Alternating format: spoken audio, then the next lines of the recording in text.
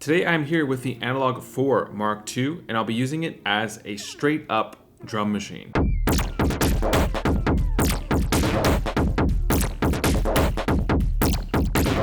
I guess it'd be more appropriate to call it a drum synthesizer because that's kind of more what it is in this context. And I've got to say, I really do like it as a drum synthesizer. It's really refreshing to use something that's not primarily made to be used as a drum machine, especially considering how different it is from my favorite drum machine, the Analog Rhythm Mark II, which is a good unit to compare it to. I mean, like, they're pretty much the exact same size. And I would actually argue that there are some advantages to using the Analog Four Mark II as a drum machine in comparison to the Analog Rhythm Mark II, which we'll be getting into in this video. In my experience, especially depending on the genre, this is a machine that you really have to work to get the sounds that you want out of it. And based on my research about the Analog Four, just hearing what other artists had to say about it, this is kind of a common opinion about the unit. But at the same time, I've seen so many artists use it and make it sound amazing. So I think it's really about piercing through the complexity of the unit, spending some extra time with it in comparison to something like the Analog Rhythm or maybe the Digitac. Those are both units that, for me, they just clicked right away. They sounded great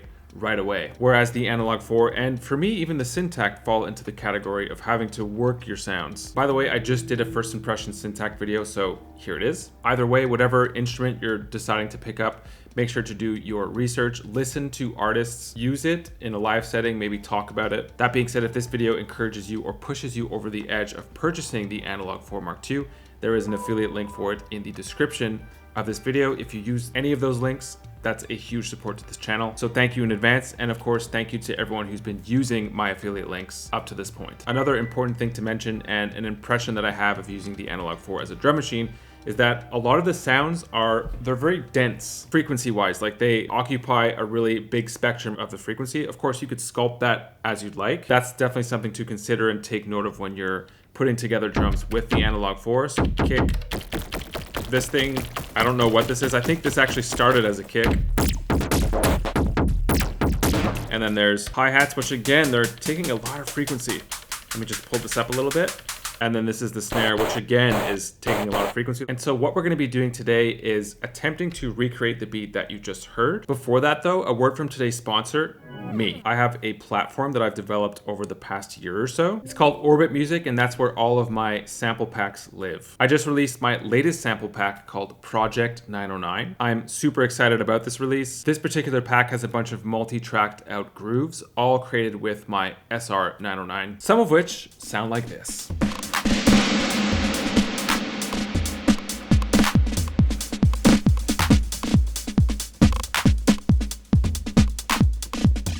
And as a thank you for being here watching this video, make sure to use the code 909-25 for a 25% discount on the pack. A huge thanks to everyone who's already picked up the pack or has been a supporter of this channel. Props to you. Let's start with these drums. Starting with the kick track, I like this sort of tribal rhythm. This has been my go-to kick rhythm, I guess you could say. You can see that these filters are pulled right down. If I want to make it a bit more of like a rounder kick, let's say, I could do that. I could also change the amp shape here. So this is kind of cool too, this sort of shape.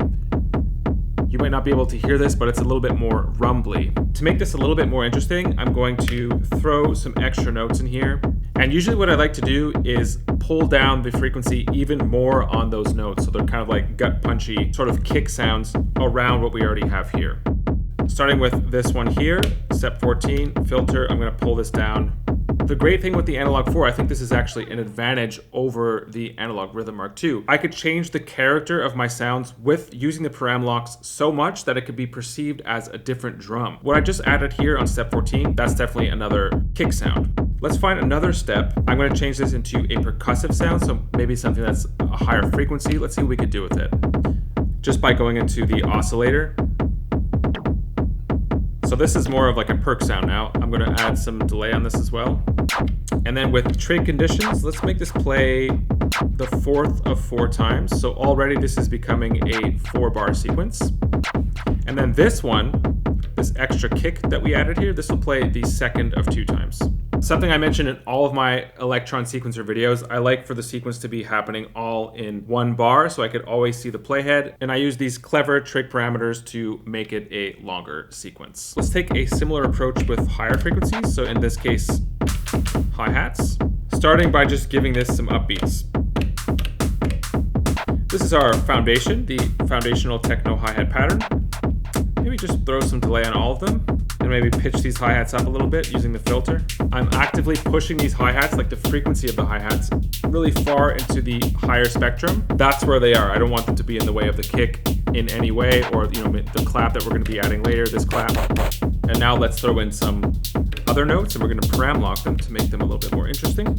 On this particular sound, oscillator 1 is not playing at all, so what if we just pull this up and completely change up the sound on that particular step? So we have something going on there on step 13, so that's beat 4.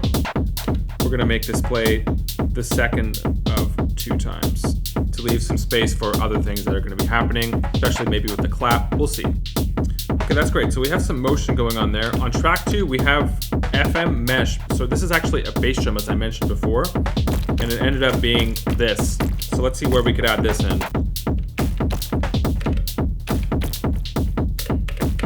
I think that's all we need with this particular rhythm. There's a lot going on already, so let's see how we could change these around. Just by moving the resonance of this filter here, it completely changes up the texture of that sound.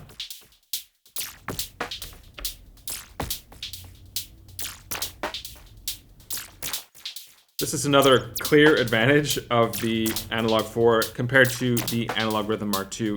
Unless you're sampling these sounds, there's no way you could get this sort of sound with the Analog Rhythm Mark II. And because we have multiple LFOs going on here, a lot of them are set to random. This is why we're getting this very unpredictable sort of random thing going on here with this sound that I like. It gives like an alien sort of effect. Let's pull these hi-hats down a little bit.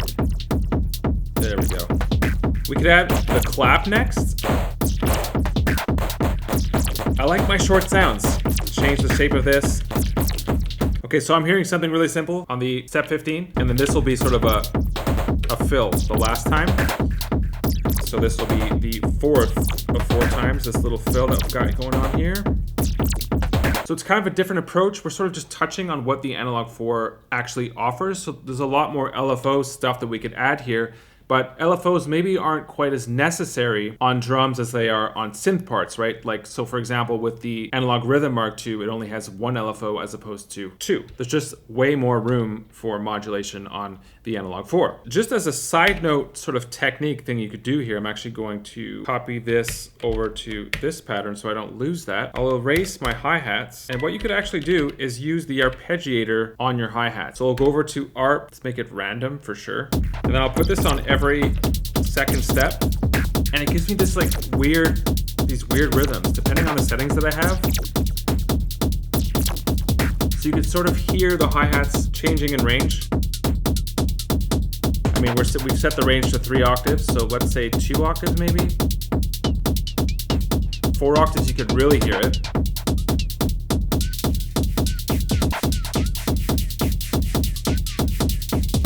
We'll bring it back to 6, and I'm going to bring the length back up to make it shorter notes. And if I play around with these, this sort of changes the intonation that you're hearing on the hi-hat as well. If I want something even a little bit more obvious, there's actually a tuned hi-hat. This is obviously something completely different, but it's an option if you want that. That's a sound. To take this even a step further, function page, we'll go to the advanced settings. I'm going to change this specific track length to 7, and then I'll go over to length, set this to infinite. And I'll add a rhythm into here, let's say that.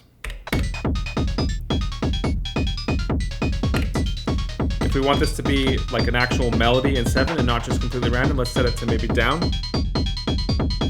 Maybe with a different sound, this could be very interesting.